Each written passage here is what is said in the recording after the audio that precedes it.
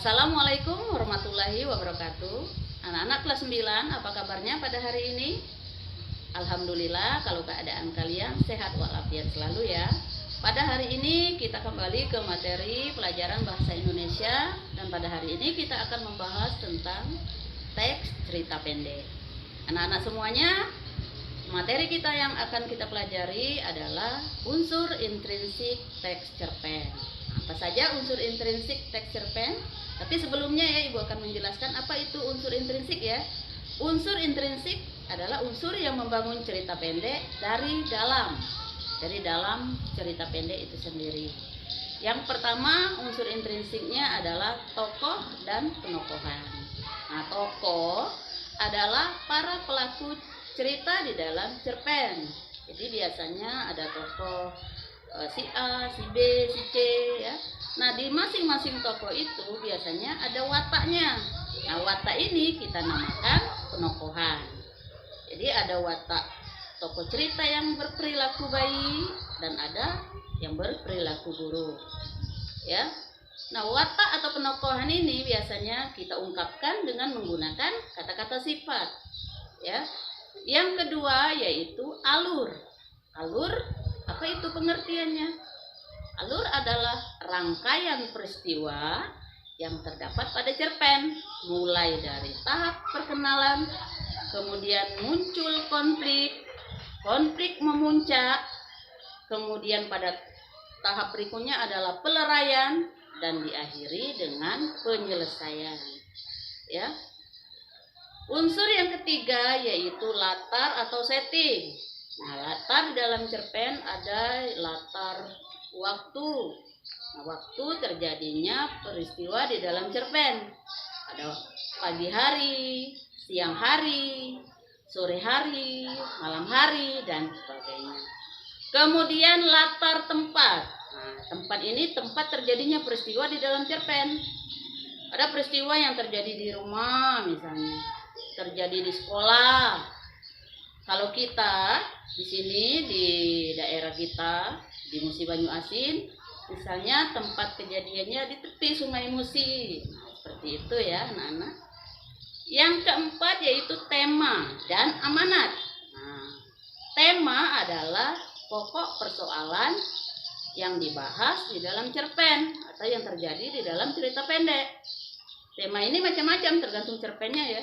Ada tema persahabatan, ada tema kasih sayang pada orang tua, ya. Ada juga yang temanya misalnya keagamaan, ya. Selanjutnya amanat. Nah, amanat ini berupa pesan di dalam cerpen. Pesan-pesan yang ingin disampaikan cerpen ini bagi pembacanya. Untuk merumuskan pesan ini bisa kita gunakan awal kalimatnya misalnya menggunakan kata hendaklah, seharusnya, kita bisa juga janganlah ya, dan sebagainya. Yang kelima adalah sudut pandang. Sudut pandang ini adalah keberadaan pengarang atau penulis cerpen. Jadi sudut pandang ini yang pertama, sudut pandang pengarang sebagai orang pertama. Biasanya ditandai oleh penggunaan tokoh cerita yang bernama aku. Nah, jadi sifatnya keakuan. Ya. Yang kedua, penulis atau pengarang sebagai orang ketiga. Ditandai oleh tokoh cerita yang sudah ada nama-namanya dan menggunakan kata dia. Nah, dikenal dengan diaan. Ya. Dan yang terakhir adalah gaya bahasa. Nah, ternyata anak-anak cerpen juga menggunakan gaya bahasa di dalam penuturan ceritanya. Gaya bahasa yang sering muncul ya di dalam cerpen ini adalah yang pertama hiperbola. Jadi hiperbola itu biasanya melebih-lebihkan, ya, pernyataan melebih-lebihkan.